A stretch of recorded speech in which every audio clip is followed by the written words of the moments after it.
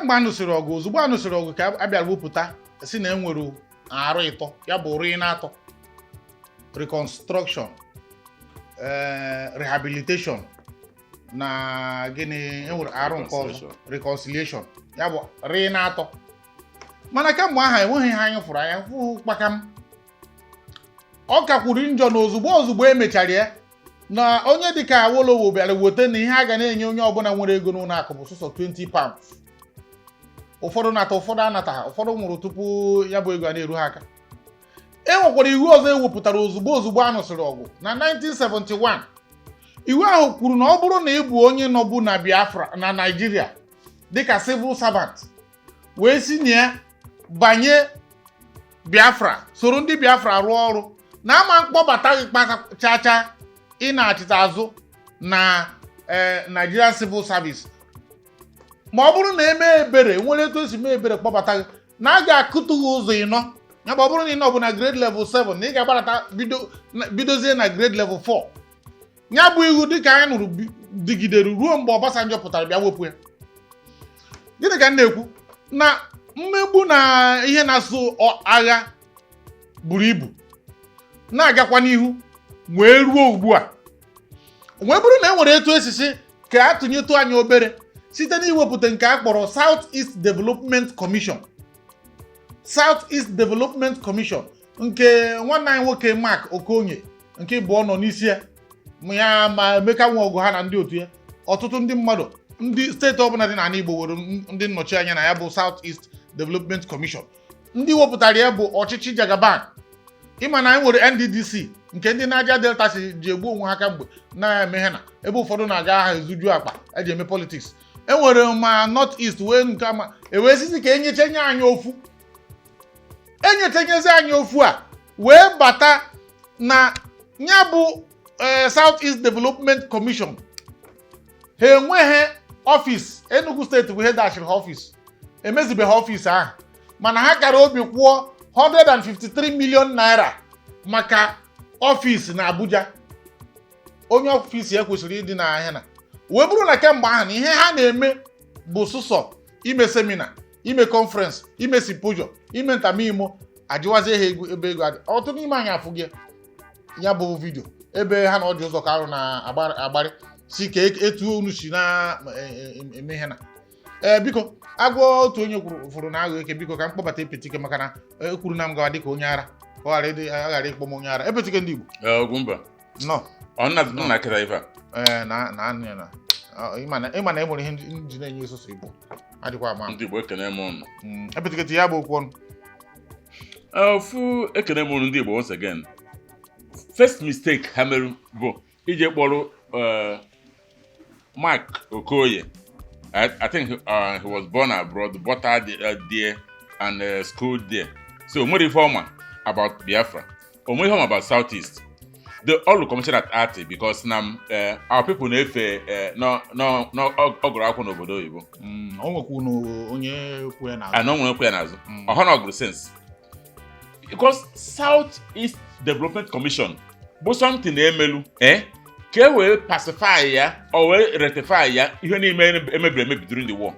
So emecha kịta enwe South West Development District. O kwesịrị maka ọmụhụ otu mgbe adha na South West but nke a na-ejide iche. So na South East Development a onye kwesịrị ịnọ na-abụ a veteran onye nwere na mkpakpa akparụ dị na akpọrọ obere nwa m ife ọma tinye n'ime detain anaghị mere ya bụ Gọvanọ Soludo I think na facilitate ya wee tinye dị a na ndị Igbo erigote maka ọ mara ife asị aja eme ihe bụrụ development South East ebe ọ enwe ọfịs bụ na Enugu 1 all the South East states ka o kwesịrị ịdị operational ife ọnụ ebe oje symposium na Germany oje conference na Britain nke gbasara dara South East ka enwe branch dị ka e wee gbari ego anyị ọzọzi oje nwe ohere na Abuja South East ka ọ bụ ihe akpọrọ ya bụ South East Development, not Southeast conference or Southeast Symposium Commission. No, your Southeast Development. Now, the Southwest Development. The Southwest, edego enyebeghị ego erezibeghị one kobo mana ha ejego maja with both Finland, Germany, other places ese plan ka a esi were train gbaa south west okirikiri. So the first morning ya batanụ ha ebido ịrụ rail track mana nke anyị ewetegoro 14.6 billion 16 nke afọ a nke afọ agodo emobili na January ọrịgoro na-agbaka bicycle ha ya eje symposium ebe oje Abuja je nke ọzọ ana ụfọdụ na-akụ aka sị na akwadobe onye na-akwado isi gị ka ọ dụ o nwere nwante ndị Igbo anyị hekala ka ikwu eziokwu mana thank God na-enweghị ime obi anyị na-apụsịsị eziokwu ihe bụ development ị kwesịrị ịnọ outside Southeast ndị ya meet bụ ndị na n'oge ọgụ na caucus Abuja our senators. Somebody like Boreli from Peter Obi, and not for Peter Obi because anyone introduced Mark Okoye na government. No. Mark Okoye as SA. Peter Obi otaria or as SA. On our position, hand over to Obiano. I wish no matter in Kumbu me ozon. Makana almost tell end Peter Obi otaria. As once obodo go bata. Hand is area Obiano. Or do go say he all against Peter Obi. Manka how decision for today. So the guy either qualified to man such position. You could say na actual no na IT ma na alụ anything there not ihe there. When you say ihe there tembo somebody my femelu na Biafrans. Because here no development. Mo ka read development. Mo ka develop before the war. Before the genocide, not the war. Or redevelopment. Because he and reconstruction aka kwesịrị ime. Mana he doesn't know anything about it. Or there one. Or me here no. Or my invention emeru through Obola Fonsoka. Or my case we bupu ndị Igbo ihe na-ekwere fe egwu. Or mana the first armor truck enwere bụ Corporal Nwafọ. Jaka kajinda son we wete. Or mara all those things. Or mara history.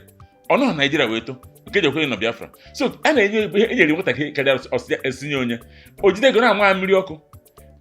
Na ọkwụrụ 153 million. Onye na-ekwu bụ serving senator bụ senator Ojozo Kanu. Na ọkwụrụ ụgwọ ụnọ 153 anọsoro nwa mkpọchọrọ ụnọ. Ọ dị possible. Onye bara tie ebe. Ọ dị possible ịkwụ ụdị ụgwọ ahụ. Ugwumba iwe na-ewe m. Epetike. Ngwana godo mo so kwa. Ma henji na agụ foto. Ịma na mmụọ ime obi bụ ịpụta ifu eziokwu ikwuo ya. Ya bụ nwoke kwa onye bụ unu. Onye dunu kọfịa. Ka asị ọbụ. Ya bụ na ọ bụ ka asị ọbụ ọ nwe ebe o si. Ya bụ na ọkụ ikwe anya na-akọ okịta na nwanne nwoke agba na ajọ egwu. Adịkwa mama mana anyị ga-agwụ ya eziokwu maka na anyị niile bụ ndị Igbo. Akwa ikweta ihe nkwu. Amụ ha na be anyị. O si na amụ ha na bụ unu. Ọ họwa amụ onye bụ unu mụrụ. Nekwenu m anya biko. Ọ dị mma ịma na ihe mewo ndị Igbo anyị site na mgbe ochie anyị adịghị ekpuchi afọ ime aka. Anyị adịghị epenti ya asịsị na eziokwu. Mere na enwere ike ọ bụrụ na ọ dịka na ebe ndị ọzọ. Ụfọdụ ekwekwana na anya bụ ihe dịka na ọ dịka okenye ihe ndị senators nke ha na ka ha ji gbapụ ya afọ. Mana ọ bụchaghị eziokwu ekwenyeghị m na nke ahụ. Maka na enwere ebe ọ ga-agba ọ bụrụ dịka ọ kachasị n'ugwu. Inye ha na ụmụ emia na ala ha ji na ndị nke ha asịghị na nsogbu adị kpatara ihe dịka onye dịka gọvanọ ji eke efere were na-eme empowerment. Ya bụ na bụ anyị bụ na a ga-agwa ya eziokwu na-agbanyeghị bilion ibu bilion ahụ ibu ama mme ka anyị ghara ịnọ na ime obi gwa gị Mark Okoye na ịnyụrụ nsị n'ụlọ ụka site na ịbịa gwa anyị si na ego a niile ewepụtara bụ ego ejigoro eme ọnyamasị. Ọrụkwa na-echi asị na enyeghị ọzọ.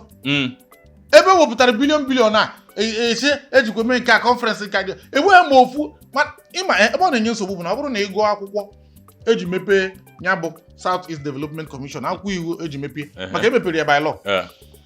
Ofu ihe e kwuru bụ ụmụ ụzọ na ụlọ akwụkwọ na ụlọ dị iche iche na ụmụ ihe ndị emebichichara mgbe agha. Exactly. Ụfọdụ ka dịkwa ruo kịta a na-emezibe ọ wụ eziokwu na ya emezie n'imirikiti n'ime mana e nwere ụfọdụ ihe ọ ga-abụ ọ bụrụ na ị na-eme ama m ihe na-eme ndị a nọ n'ọchịchị ama m ga-agbara ha ọgwụ ahụ n'isi maka na ọ bụrụ na ị pụta kịta enyere gị otu nde naira ị nwere ihe dịka ọkara n'ime ya rụọ ọrụ ọkwe mere a ga na-eto na-ajaghị ike iriwezie nke ọzọ nwe onye mere ihe na a maara na a na-eme makọp na ihe gbasara ihe na ọ bụ eziokwu na ọ dịghị mma mana ị na-arụ afụ na ị na-arụ iriwezi onye ga-ame mana nke a bụ na ị nọkọtara si na ị gara kwụ 153 million naira maka iji rent ya rent ọ bụrụ na ị goro ego meanwhile ụlọ e nyere gị n'Enugu free of charge emezibeghị ya isi na ị goro moto ntara moto imo ị na-apaki ya n'ebe kedu ihe iji arụ ebe ka moto na-eje eche m ọrụ ka moto na-eje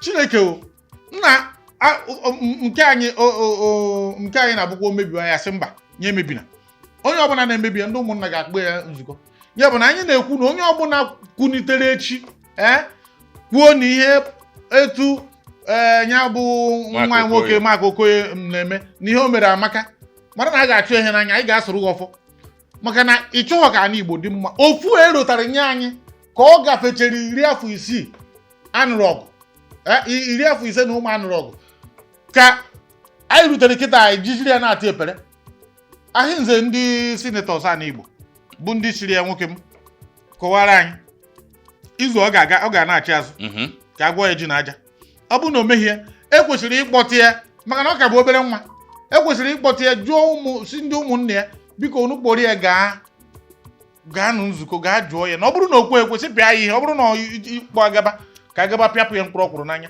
maka na amaghị m ka ị ga-eji ihe e nyere iji wee mezie ana Igbo niile isi na iji eme conference na iji eme nke a na eji eme ihe na for sustainable development ebe a na-enweghị mgbe ofu imere kpaka ireshon asị na a na-arụ egbeghị nke ọ rụrụ mgbe nke ọ tinyere ego kpakam n'ime na conference na seminar na symposium ọ bụrụ na ụmụ akwụkwọ a niile ọ na-edevelop anya kemgbe a nụsịrị ọgụ enwegoro nke mụa so n'ime amaara m na enwegoro a lot of groups enwere otu a na-akpọ service enwere a lot of groups gaghachara na ana Igbo wee wepụta blueprint ụmụ akwụkwọ ọ ga-abụ isori ya na ana Igbo ga-emepe and ha niile nwere working committee ndị tinyegoro aka n'ebe dị agha wee kwupụta na ọ bụrụ na eme ya etu a mee ya etu a na ọ ga-adị mma enwe mgbe anyị gara ihe gbasara efe Igbo na etu a ga-esi wepụta gbaghachite efe Igbo ka anyị hapụzi dị na-ata anụ ndị ugwu ọ na-abụ ọsara ha were amụ tinye ehi n'ike emechakwa ya butere ya anyị achị nọ nso ana na ya mana emechaa ya bụ ihe ka dị nwebeghị ego eji eme ya ọtụtụ risachị dị iche iche emegoro ọtụtụ ihe dị iche iche ndị Igbo tinyegoro aka ọ bụ ego ka ji Mark Okoye afụghị ya na ndị otu ya Emeka Wọgụ na ndị otu ya ha afụghị ya ihe ọ bụ ị ga na-emere anyị symposium na seminar unu na-ata ekwe ka ebe ahụ ego a niile ejekwu epechighị iwe na-egbo m pechi ga ịnọ our senators especially Maazị Ọjị Ụzọ Kalụ ngị nwe aka Tony Nwoye oberike ndị Anambra North Tuale ọ bụ na Mark Nwokoye abịa this week ka next week this week mba ọ next week na because next week ọ bụ na ọbịa kunu si wee gwa ya biko nụ ụnụ bacha mbọ ọ bụ na okweghị gwa na ụmụ okorobịa hapịa ya ịtarị o nwere nchọkọ ndị Igbo ịma na kịta na-asị gị corporal punishment na you can't flog my child in school n'anya ihe polisi na polisi na-arụzi ihe gbasara ihe agbasa afa ụdị ọrụ a kịta mee ife niile bụ ahapụ this boy ụlọ ebe ha eji m etie akpasị abịa kọwara fa bịa mee symposium bịa ka imere anyị symposium o wee bịa ha kụọ ife anyị akụ ya polisi ahụ eti ya ọnụ ụmụnna ha eti ya ọnụ ndị zinọza ha eti ya ọnụ maka eji m etie agbakọrọ aka zuzugbe ka na-akpụ ya ezuzugbe ahụ ewee kụpụ ya mkpụrụ ọkwụ n'anya gwa na ọ na-emechu ha ihu na ụbọchị ọzọ ya emekwa ana ha nwere ike ịbịa Abuja ebe ibi wụrụ ụtarị pịapụ gị mkpụrụ ọkwụ n'anya polisi bịa kene ndị ife asa na ụmụnna gị polisi ana so ihe na ya ọ bụrụ ịchụ ya n'ọrụ ka mma na ọ bụrụ na onye echegharị maka na o kwesịghị na Abuja onwe biznes bi na Abuja gịnị ka na-atụ unu na Abuja fọ symposium ka a na-emere anyị ọmụihe gbasara Biafra ọmụihe gbasara South East na emere mistake kpọta ya ka ọ bịa eri nwa kubata ya ka o je sokwa ihe a na-eme n'ala Igbo o wee je na-ame nke ọ na-eme biko nụ ụnụ dụchaa ya okwego ndị dunu kọfị bụ ọnụ nwụrụ kpọnata na unu ka o chee nche ka a nwụta ya na mgbede ọkọdụ ka ọmacha ife chere ụdị ife dị ife a development anyị were je eme symposium for what when need symposium na ihe ndị a na-alụ kịta etere na ha na-alụ ọ bụrụ na ị were ego ndị South East Development Committee or Commission or Coalition kọtara wee lụọrọ anyị ọ bụ monorail or lụọ something dị tangible ihe metụ South East ọhụ nke ya bụ ịnọkọta mebi ebe na skuul penti one half wall penti nke ọzọ rụọ something ihe ejikọ South East ọnụ. Ọ bụrụ na wọf iridevelopu ige ntị, ọ bụrụ wọf iridevelopu maka o nwere ebe mmiri ezigbo mmiri dasọ na azụ mmiri or something side Imo State isi developu at least ọ bụrụ nke ka ejete na asị na nwa amadi a bụ onye dunukọ ọfịa onye Anambra State na sense dị ya n'isi ị na-echu anya ihu ifere ichere ka ifere mebe nke ọ dị possible ime obi bụ obi eziokwu anyị na-agwa ya ka ọ dị. Anyị tụpụrụ nke gị na ma gọvanọ so maka very soon aba na gọvanọs aba na steeti abịa na Anambra State kọmishọn niile dị na nke ọbụla ha emeta agwa ya emuve otu Imo Steeti nke ọbụla ha emeta Enugu Steeti emite asọ nkata n'ime obi ha yesi na-eme anya bekọ anyị ọgwụ ọgwụ ebe mba onye ọgbasa ha yesi na eme ọkọ anyị ọgwụ maọbụ ịkpọ polisi ahụ na-eje ekpe ikpe ihe bụ ikpe ụmụnne anaghị magụ ime obi ekenekwa m ụnụ. Ọ dị mma mkpakọ okwu nke mbụ na biko nke mere emezi na Ahịnze Chukwu na-agbabidoro ya bụ nwata n'oge maka na ọ bụrụ dịka na asịrị ka eme ihe dịka afọ 5 maka o megoro nwere nke na owepụta ọsọ na vision 2035 ọ bụrụ na echere mgbe o jiri ụta 2035 gwa nkekwe mgbe ahụ o jirigo mkpọrọ na-aga ijuzie ya ọ sịghị na ya bụ ego niile eji mee na eji eghe akara ekere ndị ụmụaka ndị bịara mbọsị emere simpojọm maka simpojọm dịka ọ na-atọke ụmụ ihe ha ndị a na-edere akwụkwọ ọ dịka ọnụgo ama m ka ọ na nke ọ rụrụ arụ ka ọ nọ na-emụta ideri ego maka eche m na ọ bụrụ na ime na asị na imetara ọfụma gị bịazie na nke ka imezie karịa o ruzie ebe ahụ ka ị bịazi ọ bụrụ ma ọ ga-asị na ị na-afọ ụlawa ha ụmụaka ịfọrọ ụlawa ha ya bụ biko Ahịnze ndị sinetọ Ahịnze ndị na-atinye ọnụ maka na nke anyị onye ọbụla mebiri nke anyị ofu oge na-asị mba m na onye ọbụla mebiri ụwa na-atọ ka shuga onye ọbụla mebiri ọkwa ya ya bụ na Mark Okoye imebie na mana tata ka bụ gboo ọ bụrụ na etu ya ejidere gị na ibido mezie ya ọ dị mma mana ọ bụrụ na imebi ya na Igbo ịkwụ anyị ụgwọ ya ebechige ndị Igbo onye nke m